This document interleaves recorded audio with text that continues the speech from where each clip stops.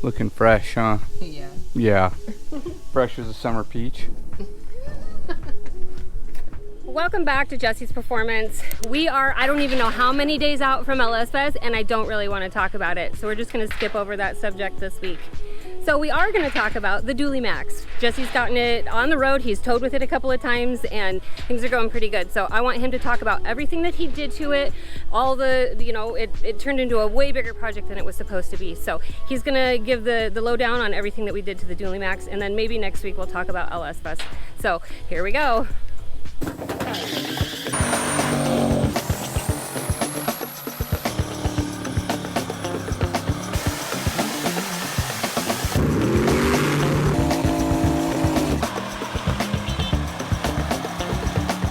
So it's Saturday morning and Jessie and I came by Summit to pick up a parts order, and it kind of made me think that maybe I needed to have a little bit of a sit down real talk with everybody and talk about how the economy is really starting to affect our industry. Materials are becoming harder and harder to get, which is making parts take longer to be able to get when there are parts. Some parts are impossible to get. Back order times are 5-10 times longer.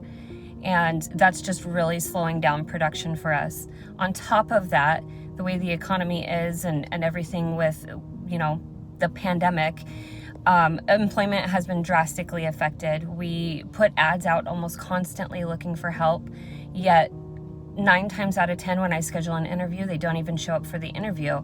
It seems that people are just more content staying home and collecting unemployment than going out and working for an honest dollar.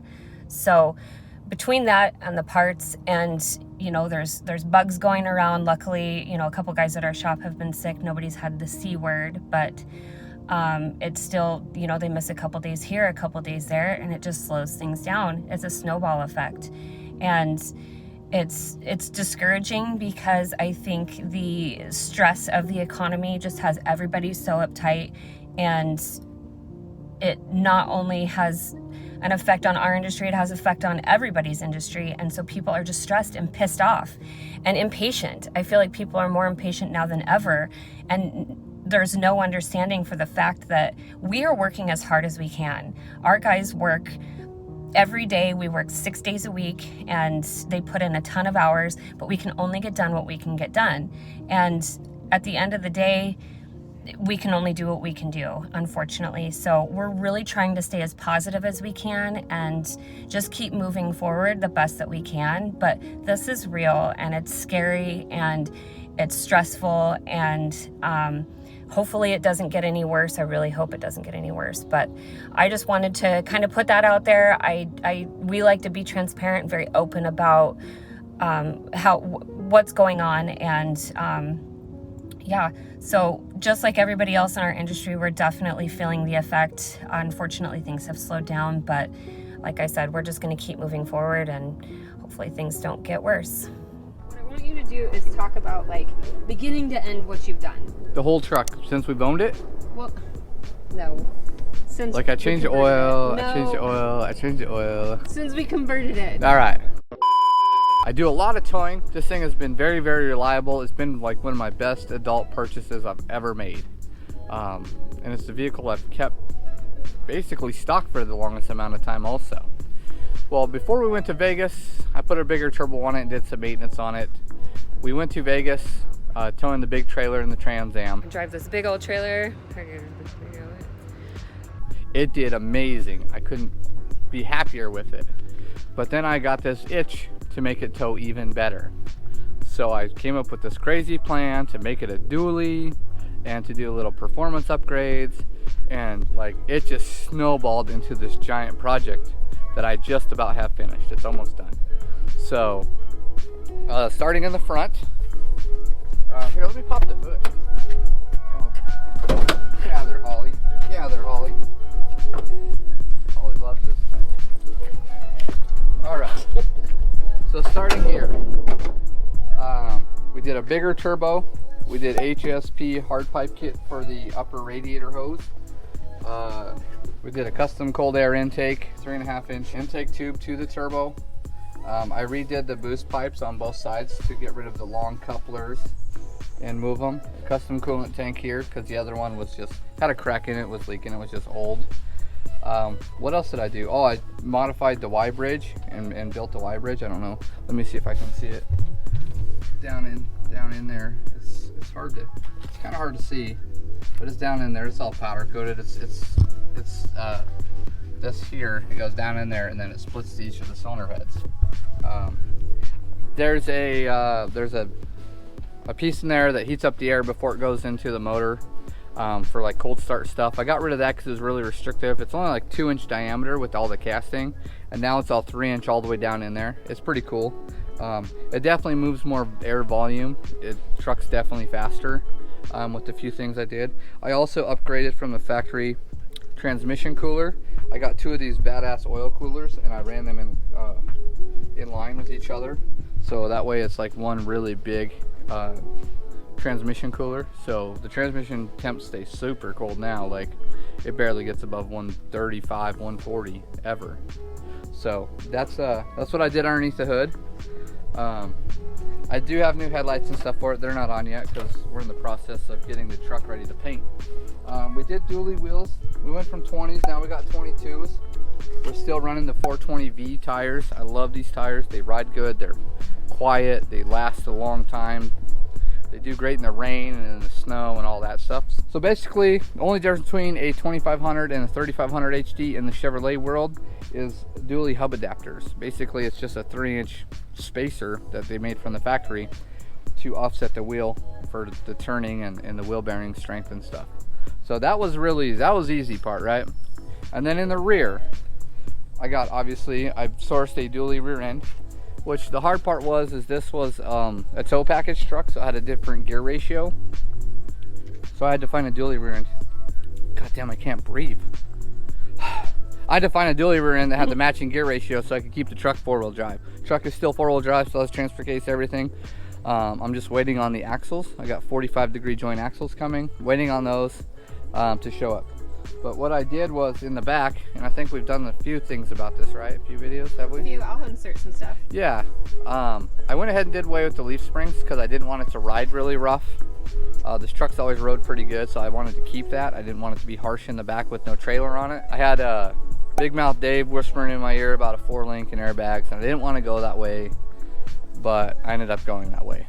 So I got with Keith at Infamous here down the road from us. I got one of his universal 4-link kits. I kind of chopped it up and made it work for what I needed to do on this rear end. I made my own Watts link out of some really 1/4-inch tubing. I cut the frame off at the C-notch that we had already previously done.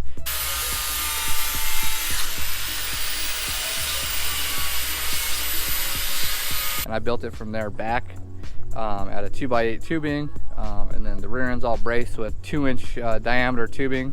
It's really beefy. Everything's really beefy on this thing. I got 2 Viair compressors, 2 5-gallon tanks, a single set of solenoids so the rear goes up and down together, not left to right difference. We're gonna put the bed on for the first time with the air working, and hopefully it clears all the air lines in our new frame. Here we go.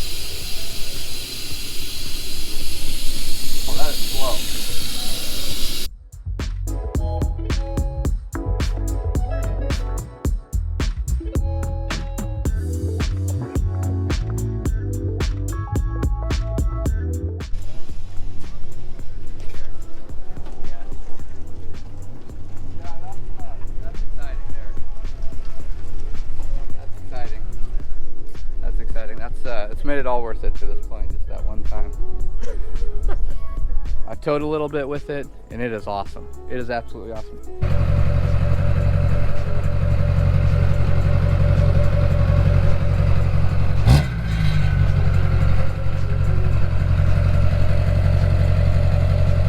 So what about these fenders? I know we've done a little bit on the fenders, but... The fenders are probably the most recognizable part about this conversion, right? That they even not being painted, they just stand out, right? And what it was is there was a company, duallyfenders.com or something. They're in Houston. He said he had these fenders that were 12 inches wide. I said, heck yeah, that'll work, you know, because he does a lot of conversion fenders. Went down and bought those, brought them back. They were like, still, they were not right. The measurements he gave me were not right, so I had to cut them in half, widen them 6.5 inches, did a bunch of fiberglass work. JJ helped me with them. Grant helped me with them. JJ is still working on the fiberglass work for the dually fenders, but they're coming out really good. Fiberglass work is funny because it's really ugly before it gets pretty, but it's looking a lot better, and Grant's helping him out. They're still not 100% done. I'm about 90% done with all the shaping of them. There's some things I want to get squared away. This was a really hard project to keep the gas door and keep the body lines as good as we could.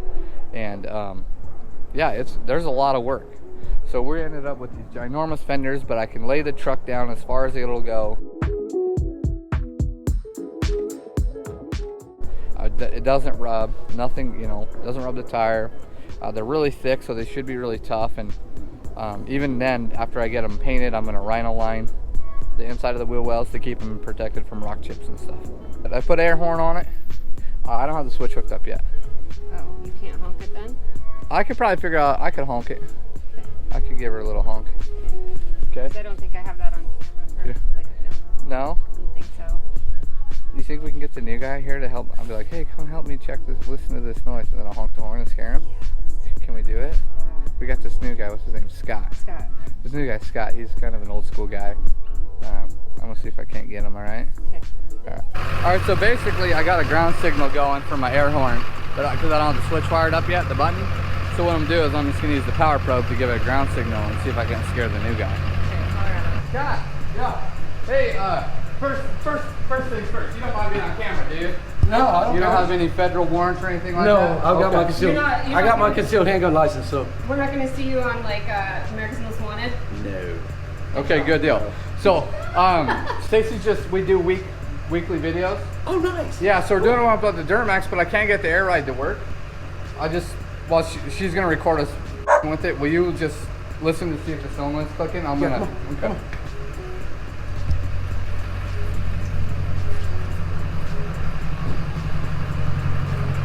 I got my power probe and I tested something, so it's just right here in the back. You'll definitely hear it. I think you should hear it. It's like right here. I see it. Okay. And then it's not. The wire kind of comes up in here, so you might have to jiggle it. But I'm gonna go up. I'm not gonna go down, just so I don't squish nothing. Okay. Okay.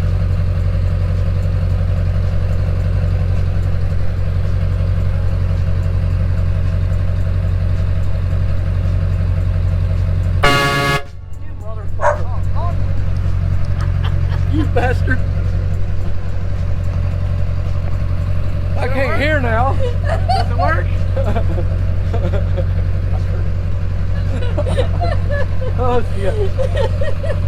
Train horn. So it's working? I don't know. I can't hear shit. Oh. Try it again if you want to crawl under there. No, go right ahead. All right, you're good. All right, y'all, that's it for this week. Thank you so much for watching and following our progress of the Dually Max. And like I said, next week probably we'll talk about LS Fest and give an update on that. So like, subscribe, comment, all the usual stuff. Tune in every Sunday at 8:30. As always, we appreciate you watching.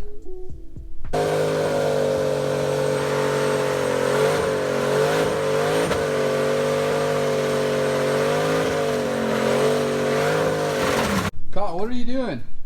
Not a damn thing. What are Well, you chill doing? out a little bit.